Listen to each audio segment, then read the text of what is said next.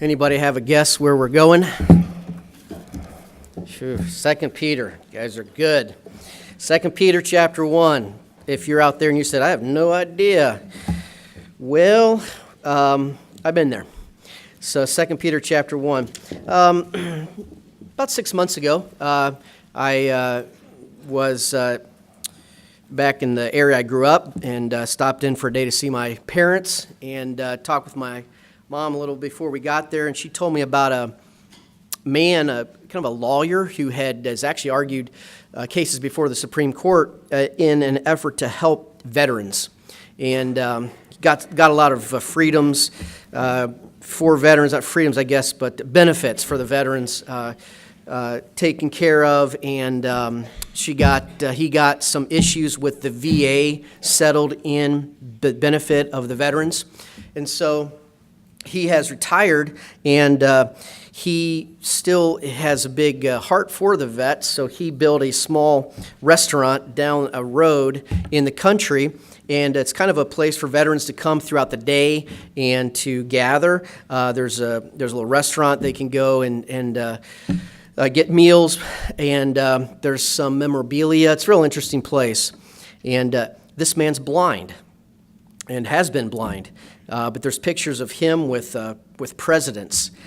So real, man, big heart for the vets. My dad's an Air Force vet, so we said, hey, why don't we take him there? And if we're lucky, we'll get to meet this man who has this place. He actually helped my folks out with some things with my dad's health care situation. So we got in a car, picked him up, and then headed across the Ohio River into Ohio a little ways, and we hit a road 555, okay, State Route 555 north, and a lot of memories came back for me as a kid when we hit that road.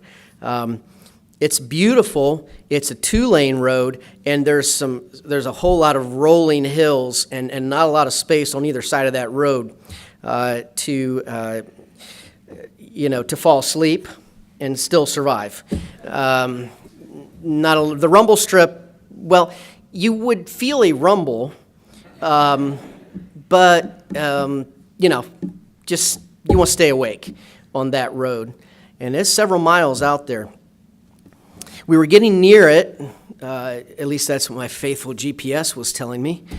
We were getting near it, and off to the left, a lot of memories came back because we passed the site of a Christian school. It's closed down now, but about 30 years ago it was thriving. And it's a place that about 20 miles from the Christian school that I went to, and we were sports rivals. And so we passed that Christian school and went on up just a little further and had a good meal at the veterans' home, and did get to meet the man. Came out and talked with my dad for a while. It was a real good, real interesting time. But driving back past that Christian school, it was reminded of a time when our school played theirs. We used to go and play basketball and volleyball. Girls would play first, and the guys would play a junior high basketball game, then a varsity game. And one night we were there, and we played. They're very good.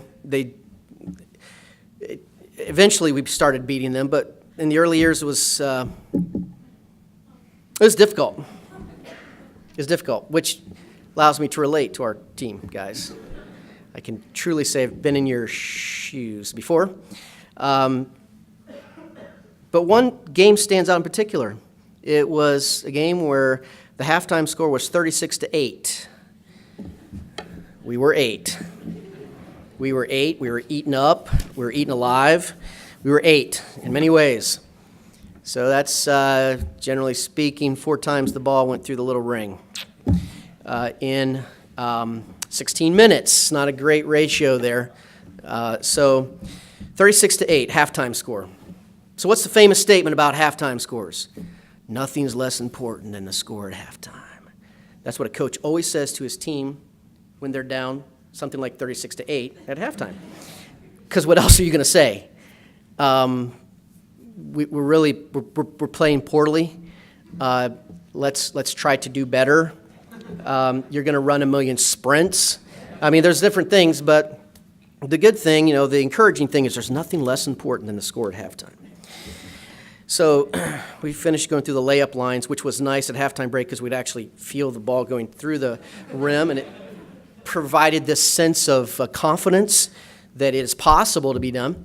And that we came to the huddle, just getting ready to start the second half, and we looked over at their bench and saw something interesting. Their best player, which they had plenty of decent players, but their best player by far was putting his shoes in his duffel bag and putting his jacket on and was heading out, walked out of the gym. And coach looked at us, we looked at that, and no one really had to say anything. We couldn't believe it. Okay, so the long story short, final score 51-49, Freedom Sentinels. Okay. Thank you, Dr. Mitchell. You know the feeling. 51-49, Freedom Sentinels. The game ended. First stop. The first stop, weaving back down the road, was to the newspaper. Where you used to, oh boy, there, okay. Once upon a time, news was distributed through this long we went to the newspaper. He had so much time to get the scores in, and we got our scores in, and everybody went and bought the Parkersburg News and Sentinel the next day, and we cut that out of the paper. Mine's around somewhere. My clipping's around somewhere. Freedom Sentinels defeat Decatur, Chapel, I forget what they were, losers, 51-49 after a comeback with the score at halftime was 36-8. So, nothing more important, nothing less important than the score at halftime. I remember that game as being one where that held true. I remember many others where the score at halftime was even worse. When we got to the final, it was even worse. It was like 72-16 or something. But that one time taught me a lesson that the score at halftime is just that. It's a halftime score. In other words, the game's not done. It's half done. Some things are done. Can't go back and change. Can't take points off. Okay, but the game's not done. The final score is yet ahead.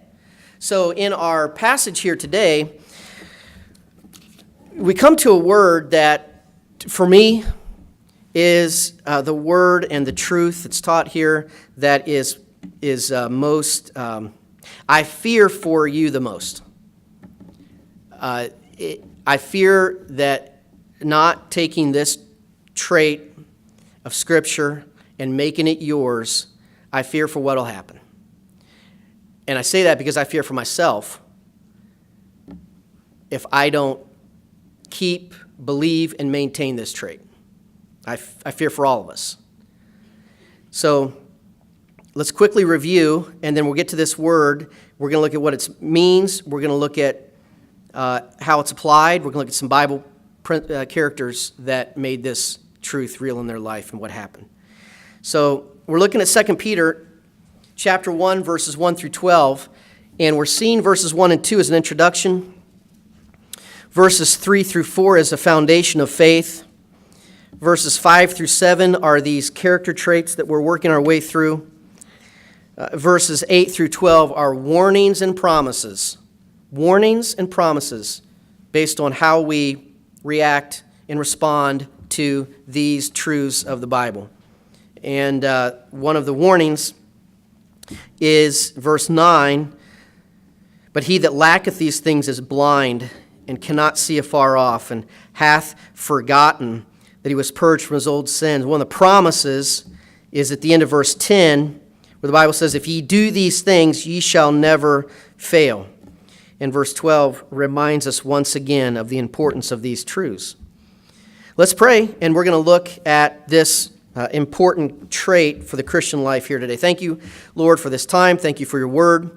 Lord, you know that I'm burdened about this Bible truth here today in the lives of these high school students, college students, Lord, and it's a burden in my life, Lord, because none of us have had the final score tabulated yet. In some sense, all of us are into the game. Lord, and that's great. It's a good start, but it's not the final story. And the final story is ahead, Lord, and we pray for each one here, Lord, that final score, that final story, that final testing, that final judgment would be one where we can stand before you and hear you make the assessment of our life, that it was well done. Lord, but we also are not naive. Lord, we've seen and hear of shipwrecked fellow students. Lord, these students will hear later on of fellow graduates that yet still experience a shipwrecked Christian life.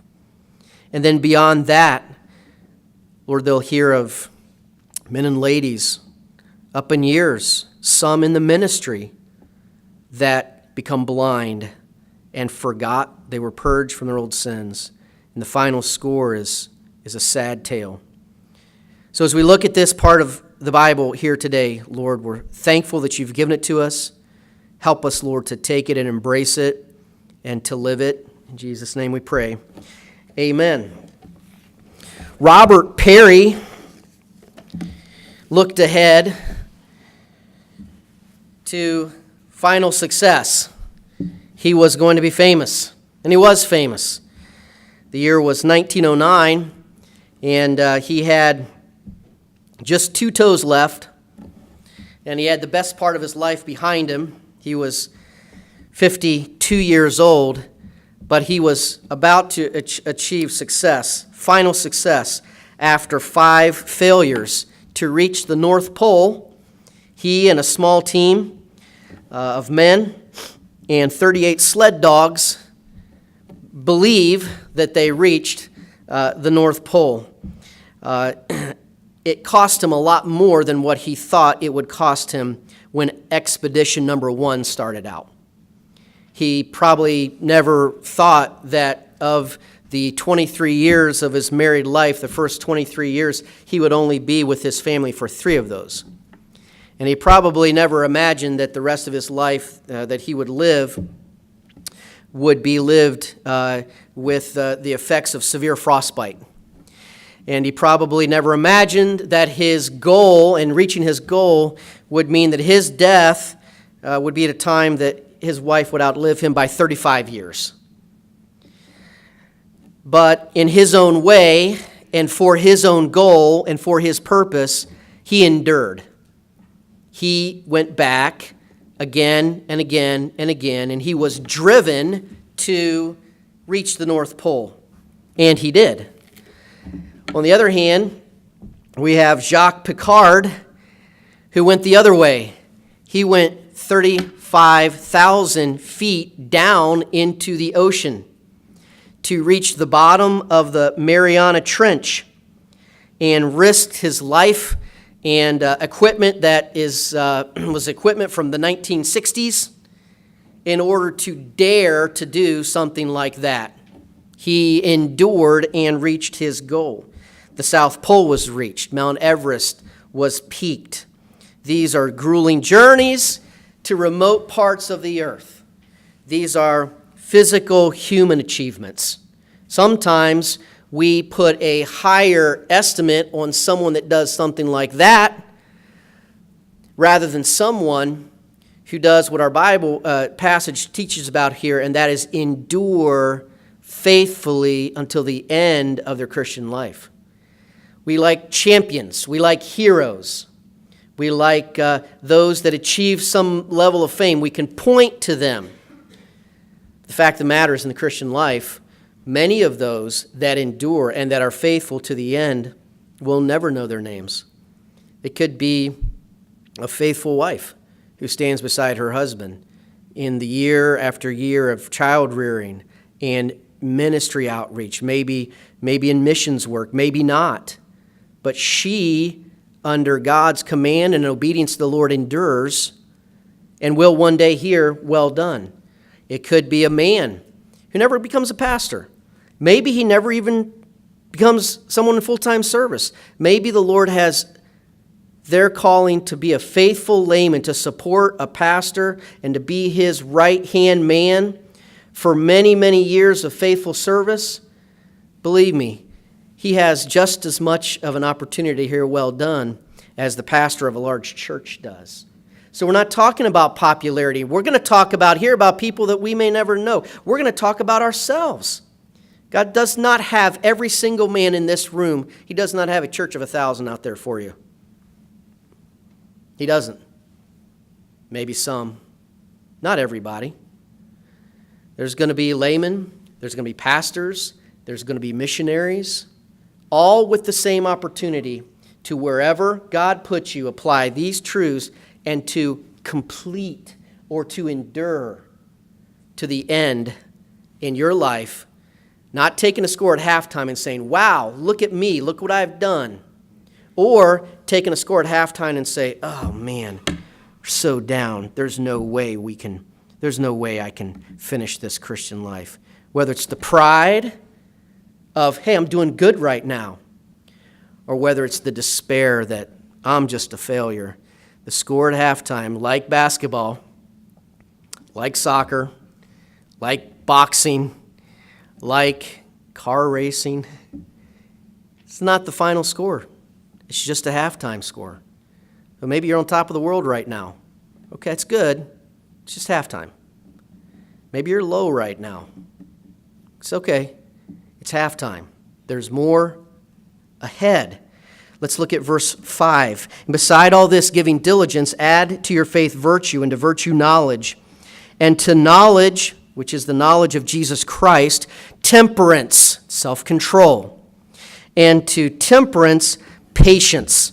That's our word for today, patience. Now, a quick looking up of the word patience in the Strong's Concordance will give us quite a few times the word is used in the New Testament. Of those times, there's two different ideas given by the words behind the word translated patience. The first idea is the idea of long-suffering or forbearance or kind of waiting a thing out. The other idea, which is this word, is the word often understood to be endurance. Not a passive waiting, but endurance. In other words, an activeness over a long period of time, or an action done over a long period of time until that task is completed. Until the task is completed. This is the character trait that every one of your parents desire you to have. They want to be able to give you a job and see you finish it through to the end. Not do it part way, not sweep and leave the corners dirty, not your bus captain gives you the bus to sweep. He doesn't want to have to go back through and look under and say, who swept this bus? Do it again. No, this is actively doing a task thoroughly until it's completely done. This is patience. This is endurance. This word together means to remain under. Hupomone, to remain under. Really, the sled dogs that got the expeditions to the North and South Pole, they're a good example of this. They remained under, harnessed together as a team until the desire, until the goal was reached. They remained under. They were submitted to the task that was before them. They were willing to do and be a part of the daily, hour by hour, minute by minute, nitty-gritty that separates success from failure. I'm bored. I'm distracted. You don't have patience. You don't have endurance. I understand you would rather, so would I. However, the Bible says, add to your faith patience, that is endurance. When is endurance cultivated? When is it developed? Well, once I graduate or once I leave school, magically, this fairy dust is going to come upon me and I am going to be one committed to following through and doing a thorough job. No. Okay, it's halftime. Part of your attitude and your actions toward endurance is already in you. The type of person you are with how you handle your tasks, part of that's already in you, and you're living it right now. So, don't get upset with Mrs. Ramus or Mr. Schrock when they're trying to build endurance into you. This is not Sunday school, okay? We could fill all these chairs in here with students by just changing one or two little things out of our rule book. We're not going to. I don't want that. I want you, and we want you, to learn that there's a time in the morning that we need to get up. Because a pastor that has a staff member that can't get up is not going to be happy with that staff member. And in the end, you're not going to be happy with yourself. Okay, there's a wake-up time. There's a pass system. There's demerits that actually turn into something that's not fun to do called detention. Why? Why? Well, because we're super strict. No, yeah, I guess. We could say that. But you understand, there is an endurance that is going to be put before you that's a whole lot more than making sure you're up at 6:30, making sure that you follow the guidelines that the church you're going to be at is going to have too. Whole lot more than that. Whole lot bigger issues than that. So endurance is cultivated or not in our lives. The word goes beyond just the physical to endurance in the face of suffering or evil. Not just, okay, yeah, I'm enduring because there's nothing else to do, or there's nothing stopping me. There's always something that's going to try to stop whatever you're trying to do that is good. Something, the world, the flesh, the devil, bad friends, circumstances, everything is going to go against you making progress in your Christian life. Everything. The devil will see to that. It's never going to be the easiest choice. It's not. It's not going to be the easiest choice to have standards. It's not going to be the easiest choice to wait for God's perfect choice for you for marriage.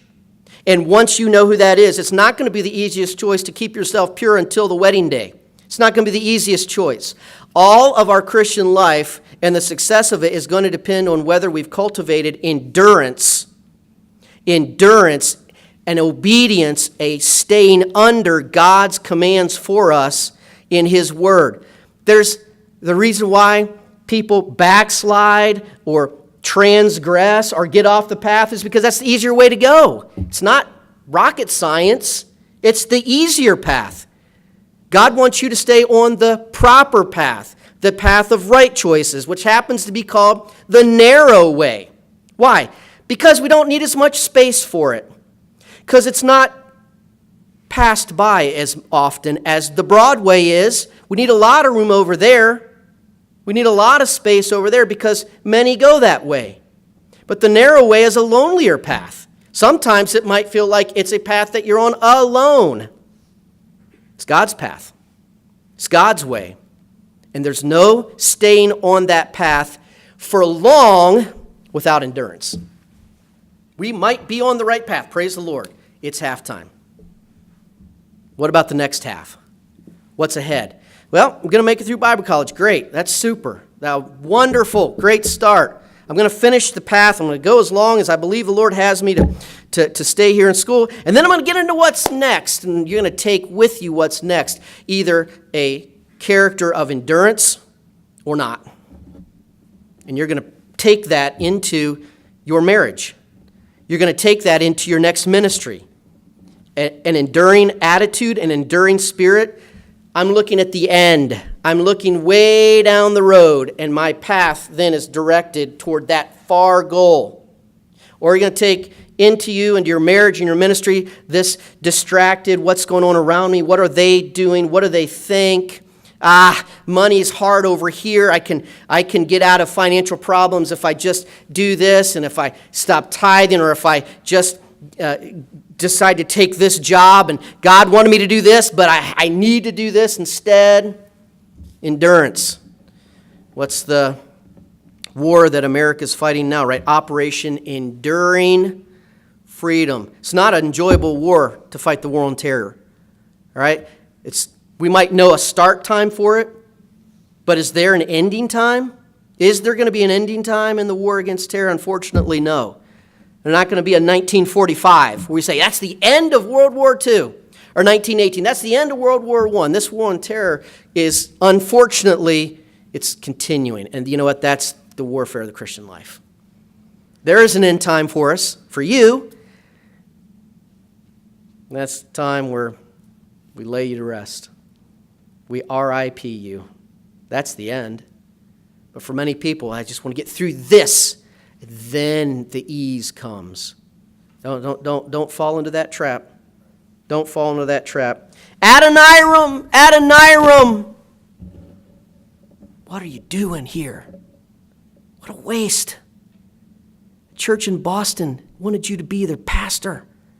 The largest church in Boston, Adoniram, and here you are in this Burmese jungle, disease-infested tropical prison filled with the stench of men all around you.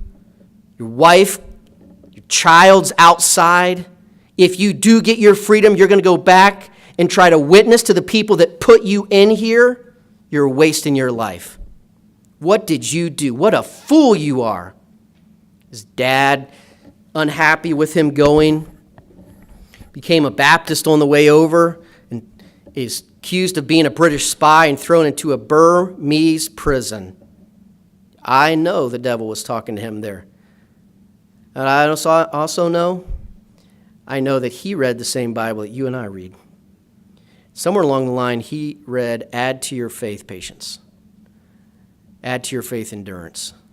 And something deep inside of him said the same thing that Joseph said when he was in prison and had been in prison for years. And he helps the butler get out and said, just one thing, butler. Just put a good word in for me. Tell him I'm in here. Tell him I helped you. And the butler forgot about him. And he had another 2 years. Another 2 years. Not days, not hours. Just consider your own life living 2 more years in an Egyptian prison after you helped someone and all they had to do was just mention you, but they forget about you. They're free now. Henrietta Shuck, first female missionary to China. Henrietta, your health is so poor. What are you doing? You've married this man. He's brought you to China. I mean, what if your health is so, what's the future for your kids here? The Chinese don't really care. What are you doing here, Henrietta? John, you're stuck in this prison.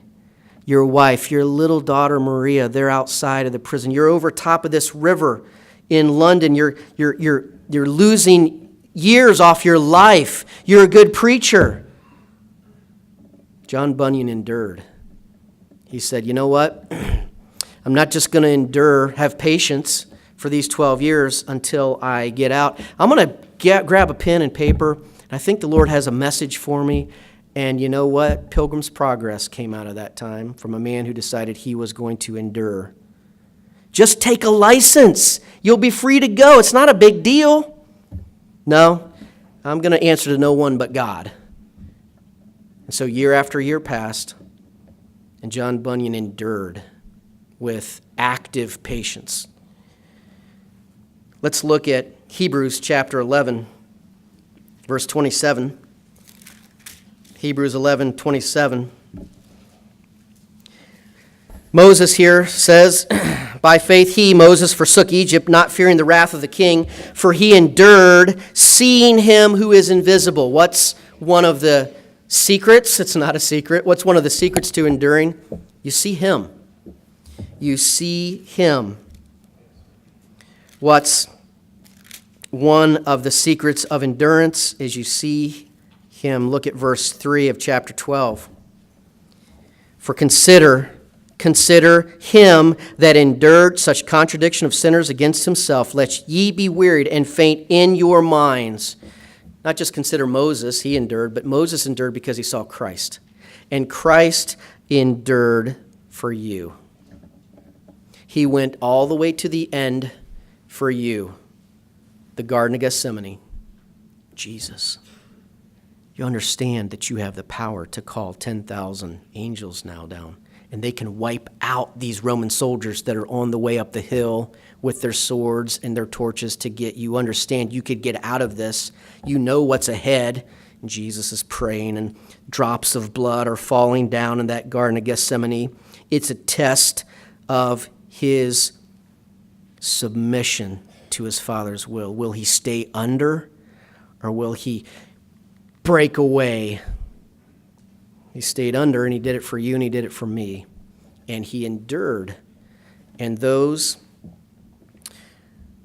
that have followed him faithfully have looked to him for their example. Under pressure. Under pressure. So we looked at, in our passage, 2 Peter 1, we looked at faith, virtue, knowledge, temperance, self-control. So you take all those traits so far and you put them inside a blender and you blend it up. You put the pressure to it. The result is endurance. You take all the different ingredients into something you're going to bake in the oven. You mix it up and you put it in the oven. And what comes out is your endurance. In other words, under the heat, what are you? Not what are you when things are going your way. Who cares? That's easy. What are you when the heat is on? What are you when the criticism comes to you? What are you? When your glass gets bumped, what are you? That's you. That's whether or not you will endure. When things are happening that you don't like or that you don't want, what are you then? If we don't decide beforehand the issues of endurance, we will fail when the test comes. We'll hop off that path. Do you stop being kind when another person offends you in some way? Do you stop being obedient just because you don't agree with the policy or it makes it inconvenient for you? Do you stop exercising self-control because you're discouraged at the moment and just want to do something that makes you feel a little bit better? Do you stop seeking God and Bible and praying every day just because your schedule's full? Do you stop maintaining pure thoughts and actions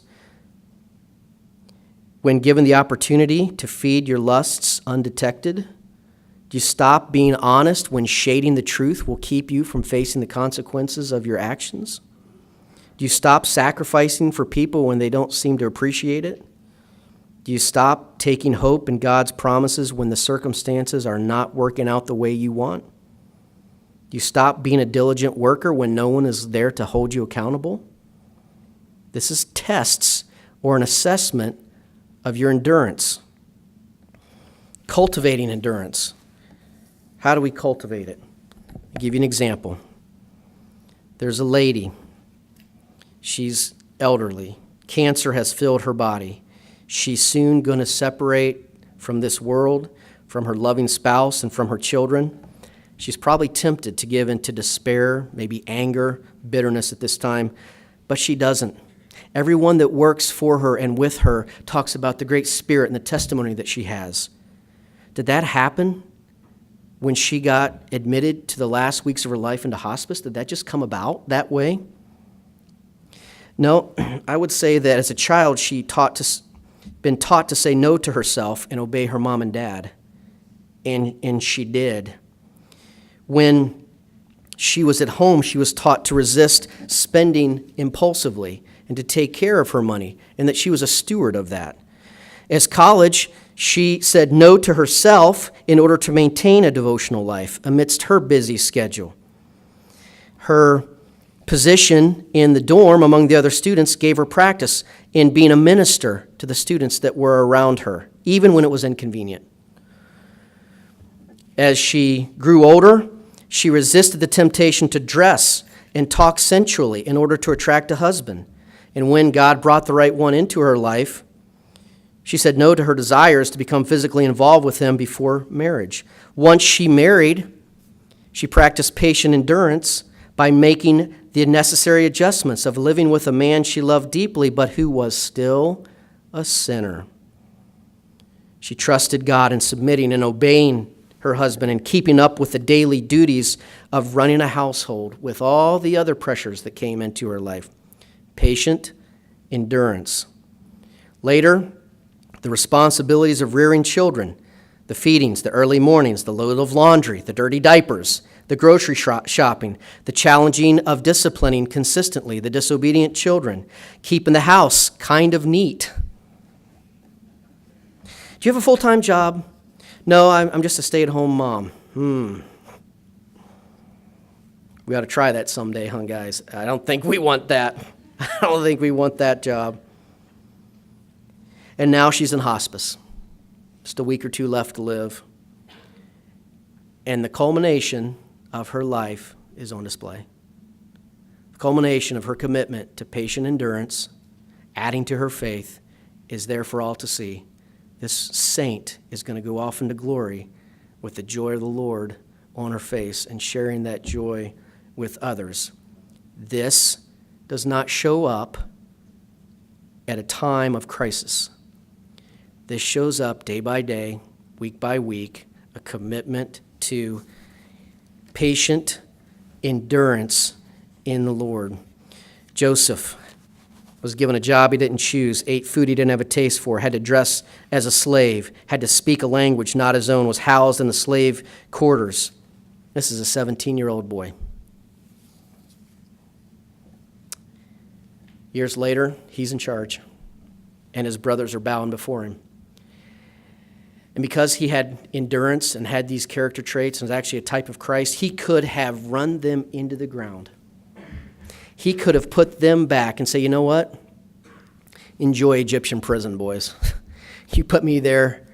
You let me let you, just 15 years, let me let you feel what it's like. But what did he do? He embraced them, and he said, God meant it for good. How could he do that? How could he possibly do that? How could you possibly do something like that? It's because your eyes are on the one that endured for you and me far more than he will ever ask us to endure on our own. Patient endurance. Lord, I pray that you would use them.